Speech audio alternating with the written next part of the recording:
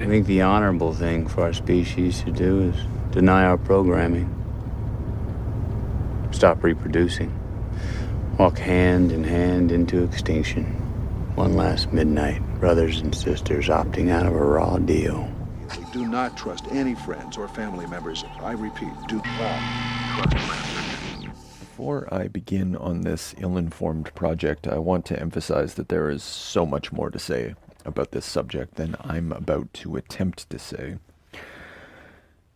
Grant Morrison in issues in issues number 5 through I guess 8, volume 1 of The Invisibles, January 1995 to April of 1995. Morrison chooses to frame this story, which has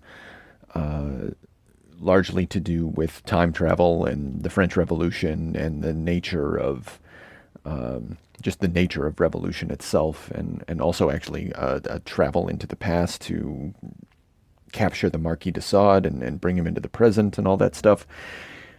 Morrison chooses to frame it with the poetry, explicitly the poetry of Percy Bysshe Shelley, who was let's say, an early 19th century English romantic poet. And I've been puzzling about that for a while, and thinking about it and reading about Shelley and just really trying to come to something of an understanding or something, because Shelley never appears again throughout the entire length of The Invisibles. But to my mind, actually doesn't not appear, because obviously there's the reference to Queen Mab later on, which was an extended poem of Shelley's, which influenced, as I think we discussed in as I think I said in our Invisibles commentary, it was an early work of Shelley's, which was then printed, sort of concealed, disowned for fear of prosecution, and then reemerged on pirated editions, and had an influence on sort of working class revolutionary culture. I think that's putting it too plainly, but whatever. I don't want to get off track here. But generally speaking, though, Shelley does not appear in The Invisibles again, except in these 4 issues. And I don't know. I don't want to think that Morrison is lazy. I don't think Morrison's lazy. I think that maybe this was taken as far as it was going to be taken, and so I want to know where it brought us. What I have to say is, again, in isolation and speaks only to the issue of Shelley and the depictions of Shelley in The Invisibles.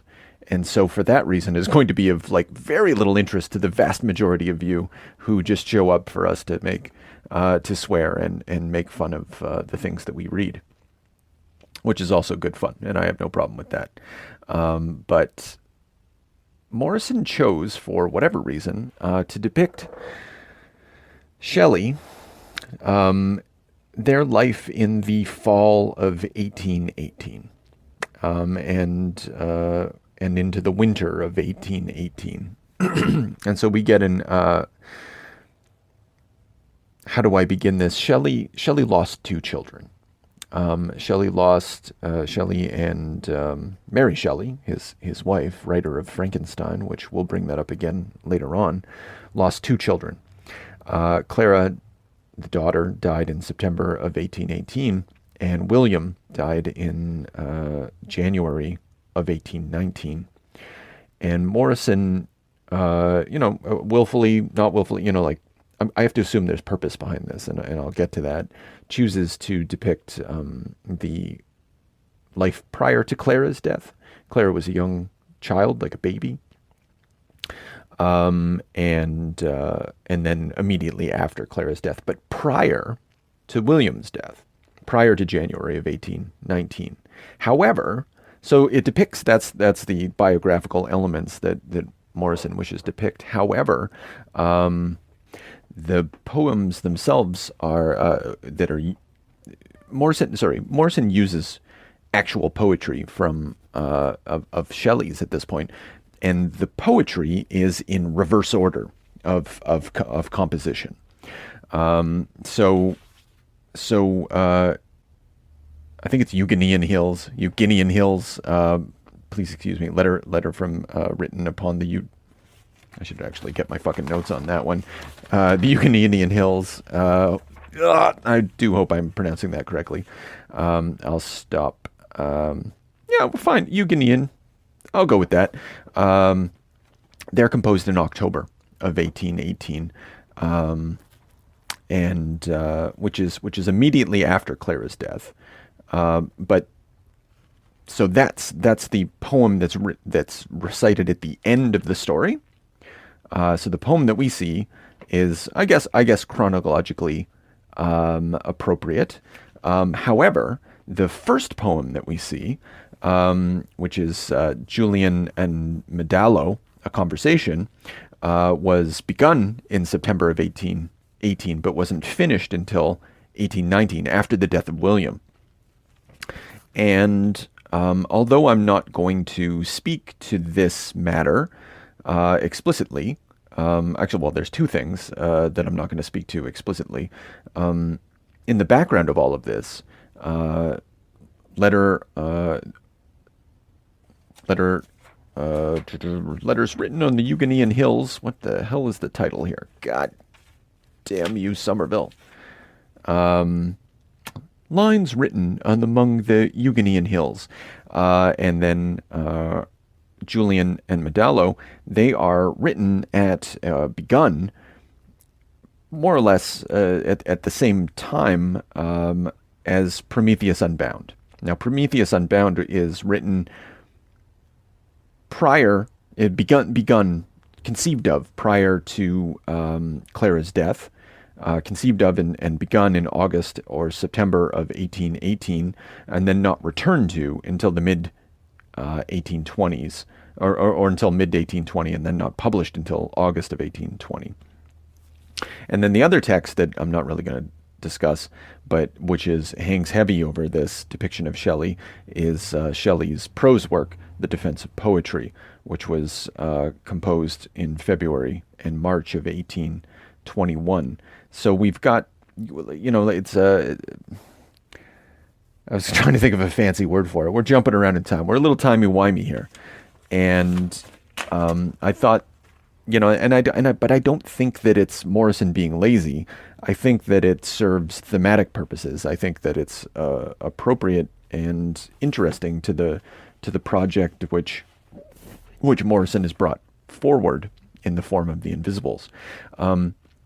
Because Shelley's poetry very often, and particularly in the case of Julian, not particularly, actually, yeah, let's say particularly, or paradigmatically, fuck that, that's dumb. Nonetheless, typically, there we go, let's say that, is autobiographical. Julian in that poem is Shelley himself, and Medallo is Byron, his close friend. They were close friends, and the poem itself is a dramatization of an elaboration upon a conversation that was had in August of 1818, when Shelley was staying with Byron to talk about Byron's illegitimate daughter. I don't know. I haven't read a biography of Shelley. I don't know. And then later on, when he was in Este, he began writing it. And there's a little introduction. Okay, we've got the serious man, and he's atheistic, and blah blah blah. And then we've got his friend Medallo, who's like very interesting and very great, but as a consequence, believes in nothingness. And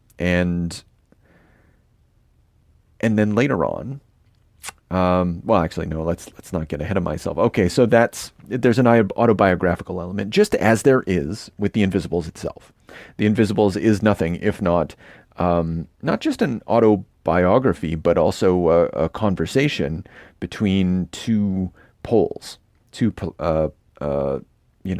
idea that we that mankind is doomed, and our greatest hopes and achievements and the things that we strive for are bullshit, and anything that anyone is going to write is, and any art that one creates is not going to, as Morrison has Byron say, do you in all honesty believe that we pose any threat to the governors of this world? They laugh at us and will see us to our graves. But not that is in the poem. But still, though, Morrison is wants to depict this conversation, between two parts of a self, and the other part is Shelley, aka Morrison, who is sort of steeped in loss. I don't know what Morrison was going through at this time. Like their life seems to have been relatively free of great injury. I don't know the details. It's not my business. But nonetheless, Morrison, he's traveling the world at this point. They made a bunch of money from Arkham Asylum, and this is their return to regular comics.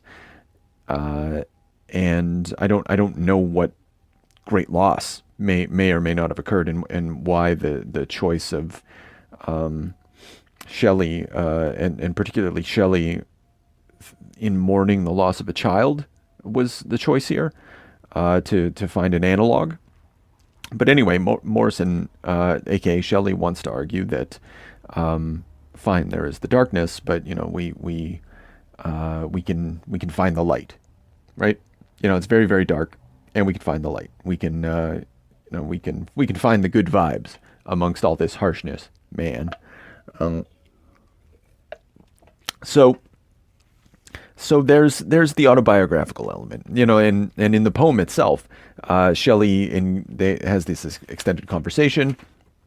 So it's Julian and Medello, and they're in a nice, barren, empty place, and then they're having a long conversation, and they're having lots of fun, and the glee talk, but then they're starting to head home. It's sunset, and their talk gets serious, and it appears that they talk about, I don't know, just about being sad about life, right? Like, doesn't life suck? And Julian is arguing for no despondency, and Medello is saying takes the darker side, and then along their way home, they pass a building, and how do they describe it? I will find it. I looked and saw between us and the sun a building on an island, such a one as age to age might add for uses vile, a windowless, deformed and dreary pile, and on the top an open tower where hung a bell which in the radiance swayed and swung. It's a madhouse, and at first they, and in this moment, Medello sort of turns on Julian and says something. I just think that this is such a lovely, such a cool image, and I'm just going to read it. You talk as in years past, said Medello. 'Tis strange men change not. You are ever still among Christ's flock, a perilous infidel, a wolf for the meek lambs. If you can't swim, beware of Providence. I looked at him. But the gay smile had faded in his eye. And such, he cried, is our mortality, and this must be the emblem and the sign of what should be eternal and divine. And like that black and dreary bell, the soul hung in a heaven-illumed tower must toll our thoughts and our desires to meet below round the rent heart and pray, as madmen do, for what they know not, till the night of death, as sunset that strange vision severeth our memory from itself, and us from all we sought and yet were baffled. I recall the sense of what he said, although I mar the force of his expressions. So Medallo's, he kind of wants to teach a lesson, I suppose. And he wants to take a young Julian into the madhouse, and he does so. He's like, look, you don't believe in divine anything. I just love that. If you can't swim, beware of Providence, because you're gonna fucking die, right? Providence, in order to save you, you still have to know how to swim. You still have to have moral or physical, or I don't know, agency, some sort of like free will, in order to act. Because otherwise you're just going to die, and Providence has nothing to do with it. You could jump out of the boat, and unless Free Willy just knocks you out of the water, you're fucked. And that's basically the idea here. And so he takes him into the madhouse. And I'll just go over one or two of the things. He goes into the madhouse and they find a maniac, and the maniac is like, he's saying a bunch of stuff. He says a lot of stuff, so I'm not gonna go over all of that, but Julian encounters it, and I believe that they describe him, his hair, and his head was leaning on a music book, and as he was muttering, and his lean limbs shook. Anyway, I missed part of that sentence. Anyway, there's a description. He looks like shit. And I just dropped a piece of paper. Month after month he cried, to bear this load, and as a jade urged upon the whip and goad, to drag life on, which like a heavy chain lengthens behind with many a link of pain. And not to speak of my grief, oh, not to dare to give a human voice to my despair, but live and move in wretched things, smile on, as if I never went aside to groan, and wear this mask of falsehood, even to those who are most dear. Not for my own repose. Alas, no scorn or pain or hate could be as heavy, so heavy as that falsehood is to me. But I cannot bear more altered faces than needs must be, more changed in cold embraces, more misery, disappointment, and mistrust, to me for their father, to own me for their father, would the dust were covered in upon my body now. Would the dust were covered in. So I wish I was dead. I feel like shit. I can't, God. To drag life on with such a heavy chain lengthens behind with many a link of pain. So anyway, this guy's like, he's driven mad by life, and fine, whatever. Sorry, dude, life sucks. And he just kind of goes on about it, and there is this idea, getting back to the and apparently somewhere in this there are sort of one would argue explicit references to a sort of marital strife which occurred between Percy and Mary Shelley after the death, not just of Clara, but also of William. And so we're reading a poem which is post, and we're directed towards a poem which is post, like, utter despair, utter loss, brokenness, and the, like, in just this raving of a madman, a maniac in a madhouse. It were a cruel punishment for one most cruel, if such can love, to make that love the fuel of the mind's hell, hate, scorn, remorse, despair. But me, whose heart a stranger's tear might wear, as water drops the sandy fountain stone, who loved and pitied all things, and could moan for woes which others hear not, and could see the absent with the glance of fantasy, and with a poor and trampled sit and weep, and with the poor trampled sit and weep, following the captive to his dungeon deep. I'll spare, but basically, like, this guy was like super empathetic And for me, love gives birth to hate and scorn and stuff, but it was so much worse for me, and that's why I'm driven insane. Because I really felt, AKA Morrison. And also Shelley. The idea was, and the thought is, there's two possibilities here. Apparently, I'm not an expert on this. This is meant to be like a depiction of Tasso. I don't know a fucking thing about Tasso, but that's one thing that I read.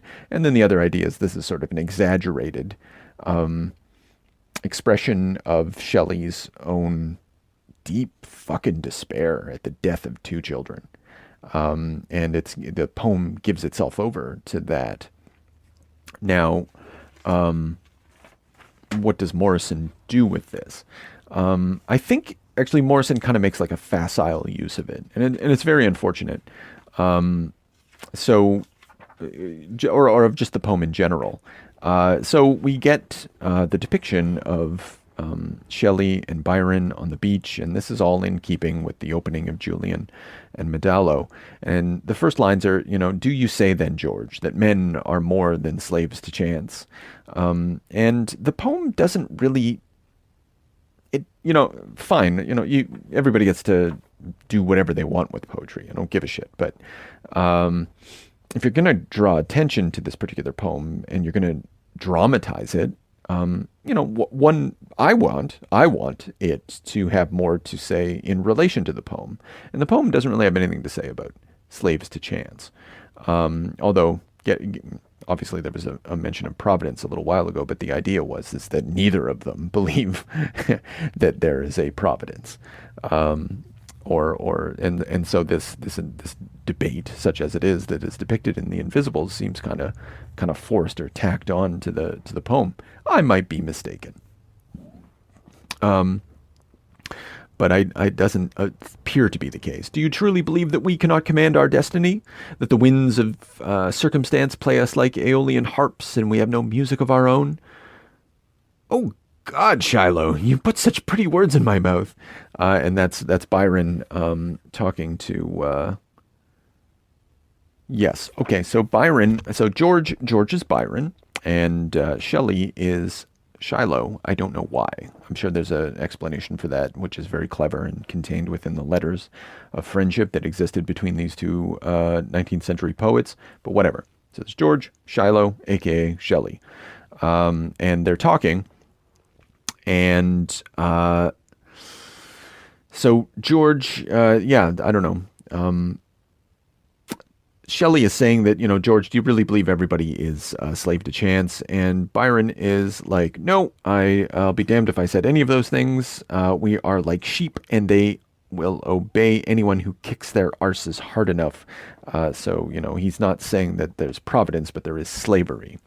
And Shelley I disagree. There is a drive in men towards liberty, which is a nice little, actually, poetic touch on Morrison's part. I don't know if it was intended. As poets, it is our duty to turn our faces from the mire, to look up and tell our fellow men that we have seen a better world than this. And that's like, the poem doesn't, maybe it kind of ends on that front, but it is not the purpose of Julian and Medallo, I don't think. Not to harp on this too much, but the closing, after many years and many changes, I returned. Actually, no, I won't get into that.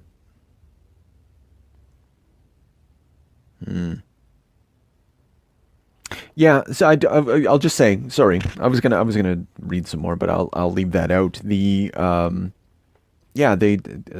not really the purpose of the poem. I'm not quite sure what the purpose of the poem is, other than to engage in a sort of dialectic, and then to complicate the argument, and then just sort of leave it for contemplation, which apparently is the sort of thing that Percy got up to throughout the poetry that they wrote. This is what I'm gathering from what I've read. It's not an unusual move on the part of the poet. Morrison does not do that. That ambiguity is out. And what this text does is to take this complexity and just make Shelley the winner. Shelley goes through heck, and Shelley has a problem, and Shelley has this. And then to emphasize the what I would say is kind of like the least interesting part of Shelley, like intellectually, which is just like the optimism of the poetry that was written out of the death of Clara, which brings us to letter written on the Eugenian hills, which are mentioned. They are looked at by both Julian and Medallo in the poem. So Morrison. So we begin the story, begin the use of Shelley, with this exchange and the visit of the madmen.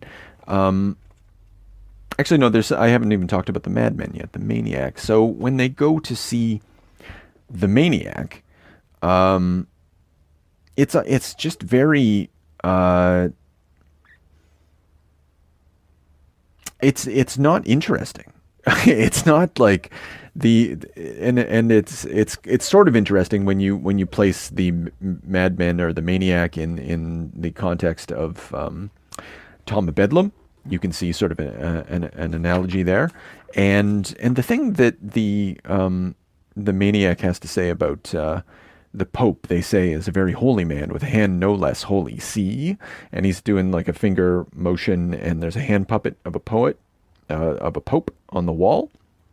And that brings us back to actually the true framing, not framing, but opening element of Arcadia, which is the shadow puppetry, the Javanese shadow puppetry, and talking about who he makes the voices and move the puppets. He directs the gamelan musicians. His job is to make us laugh.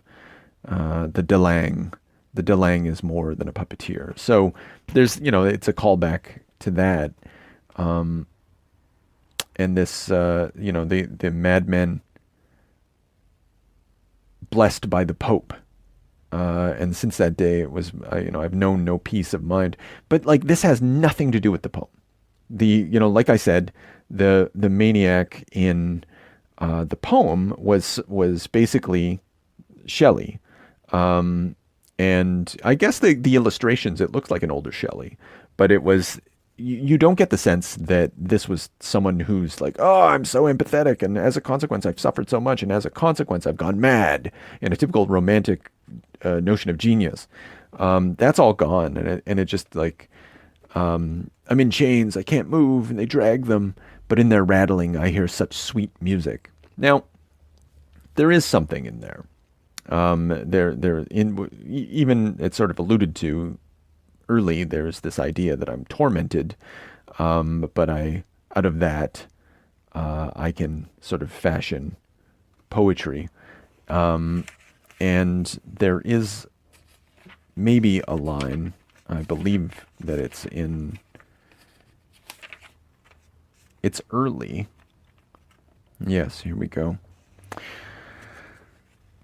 After the madmen, so it's not the madman himself, the maniac in the poem. It's not the maniac himself who says something similar to this. It's Medallo, I believe.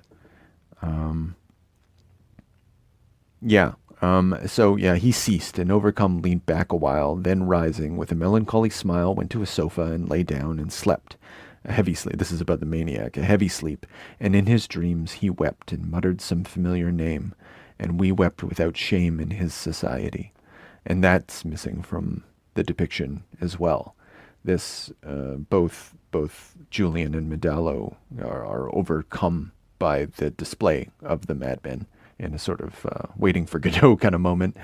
And then a bunch of stuff happens. And then such as in measure, we should find the beginning. The colors of his mind seemed yet unworn, for the wild languages of his grief. Whose grief? But calling upon the attendants, went to dine at Medallo's. Yet neither cheer nor wine could give us spirits, for we talked of him and nothing else, till daylight made stars dim. And we agreed his was some dreadful ill wrought on him boldly, yet unspeakable, by a dear friend. some deadly change in love of one vowed deeply which he dreamed not of. Going on, going on, going on. The colors of his mind seemed yet unworn, for the wild language of his grief was high, such as in measure were called poetry. And I remember one remark which then Medello made. He said, most wretched men are cradled into poetry by wrong. They learn in suffering, which they teach in song.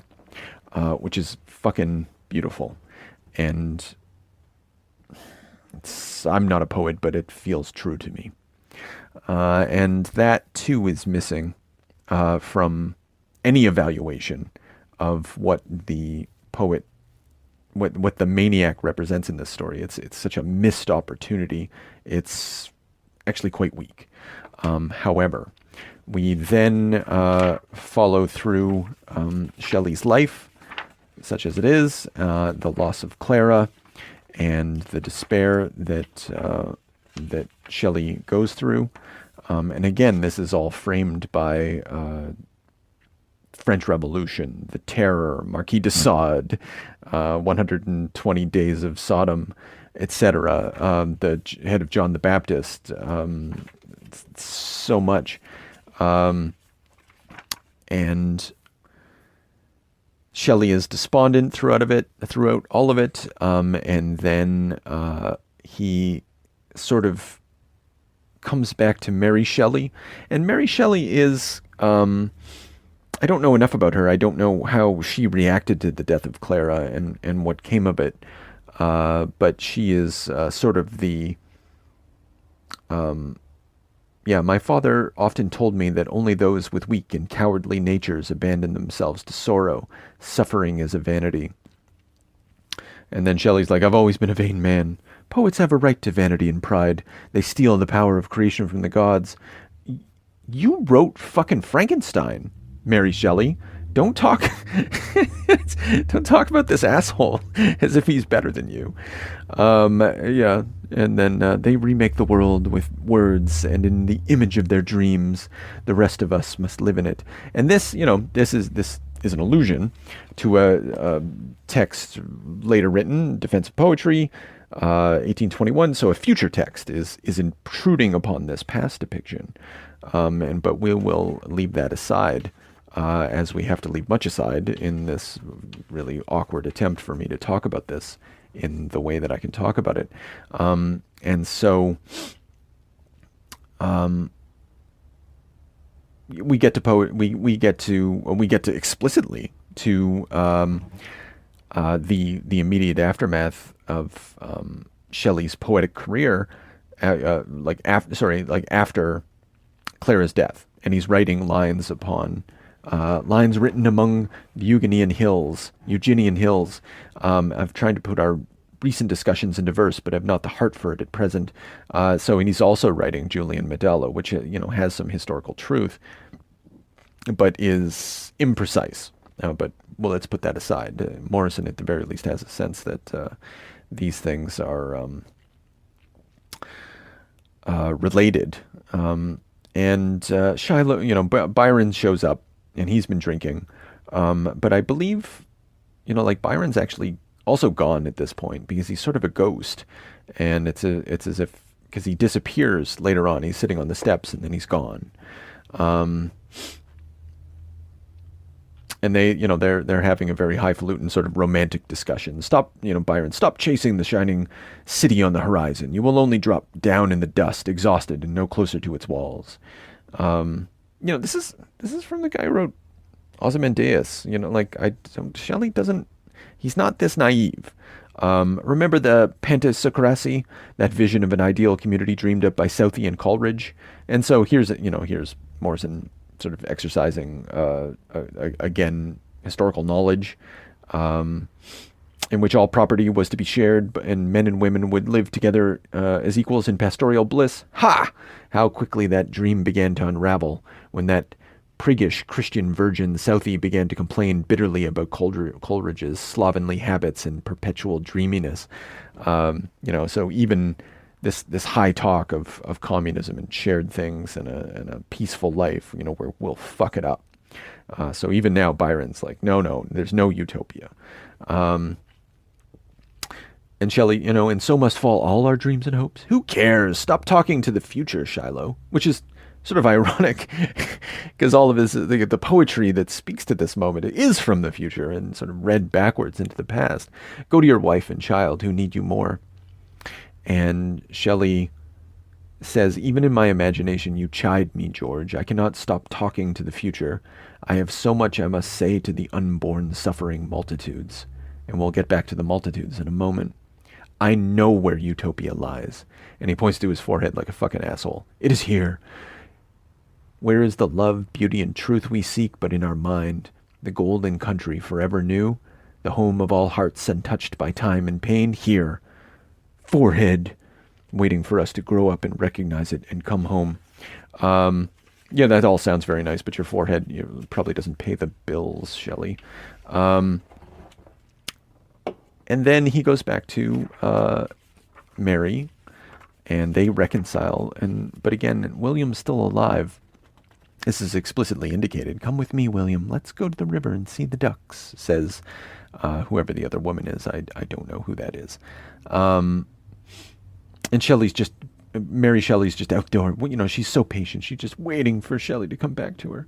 But it's 1818, and my understanding is that there was marital strife very shortly after this. Like there's another rut patch to come, which is not being depicted here. But I imagine there's lots that is accurate, which is not being depicted here. But framing all of this is the final section of lines written among the Euganean hills. There's 3 lines which are left out, but I'm going to read them all because they're lovely, and I think that they speak to what Morrison wanted the Invisibles to be, which was, okay, so the idea is you're going to have a dialectic, and you're going to have the back and forth. You're going to look at the shit and the piss and the death and the complications and the sex and just all of it. But at the end of the day, it's good vibes, man. Other flowering isles must be. Actually, no, here's the opening lines of the poem. Many a green isle needs must be. It's not just needs, and it not just must. It is needs must be. This is the act of someone like, this has to be the case. Many a green isle needs must be in the deep wide sea of misery, or the mariner worn and wan must never thus could voyage on. Day and night and day, drifting on his dreary way, with the solid darkness black, closing round his vessel's track. You can't get up every day, and you can't put up with life's fucking garbage. There has to be green isles. And he closes it. It's quite long, and I'm not getting into all the details, and I'm not going to pretend to understand all the details, but this is quoted explicitly at the end and treated as a sort of properly romantic moment of reconciliation between Shelley and Percy Bysshe Shelley and Mary Shelley after the death of a child. Other flowering isles must be in the sea of life and agony. Other spirits, these 3 lines are left out. Other spirits float and flee o'er that gulf. Even now, perhaps, on some rock the wild wave wraps. And then we get back to what is quoted. With folded wings they waiting sit for my bark to pilot it to some calm and blooming cove where for me and those I love may a windless bower be built, far from passion, pain, and guilt.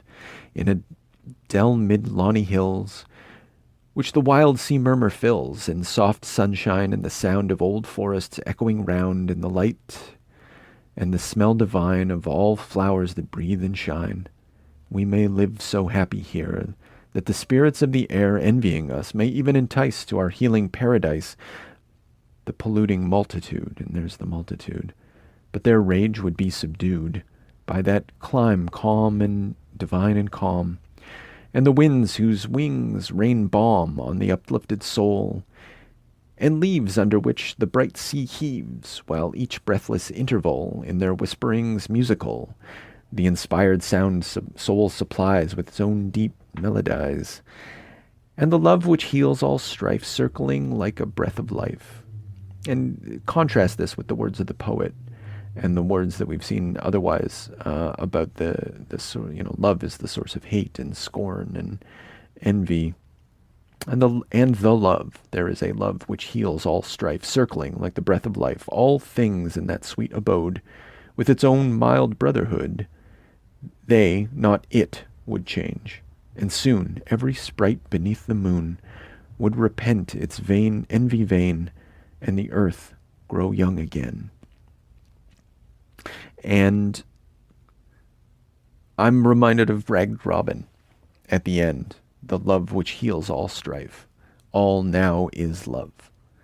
Is the sort of final closing words of the Invisibles. After all the sort of death and misery and learning. This is Morrison, making a statement, amongst all of this, and wants to explicitly link the Invisibles to this sentiment, which is very in keeping with Morrison's work in general. We see in The Filth, what do I do with all this shit? Put it on your flowers. And we see it over and over and over again. What do we do with our sadness? We sublimate it, and we turn it into art, and we try to send our voice reverberating into the future in order to heal all strife. Which is all very nice, but we'll go back again in closing, because I don't want the utopian to get the last word. And I think if one were to continue along this train of thinking, one has to return to the biographical elements of the story and return to Byron and Shelley talking about. Shelley says, our poetry will outlive them, George. A cannon fires only once, but words detonate across centuries. And we'll skip a little bit. You talk utopia. Actually, no. Yeah, all right. Is it any surprise? Here we are talking of changing the world. George, the Lord Byron, and Bysshe Shelley, atheists, perverts, radicals, a pale vegetarian, and a club-footed sodomite. My verse sells to half-witted women and Byronic young bloods. Yours sells not at all. Morrison, he's talking about comics readers. He's talking about the comics industry. Do you, in all honesty, getting back to this, do you, in all honesty, believe that we pose any threat to the governors of the world? And Morrison, in all of their naivety, says yes. Our poetry will outlive them. Our comics, the Invisibles, everything that they produce,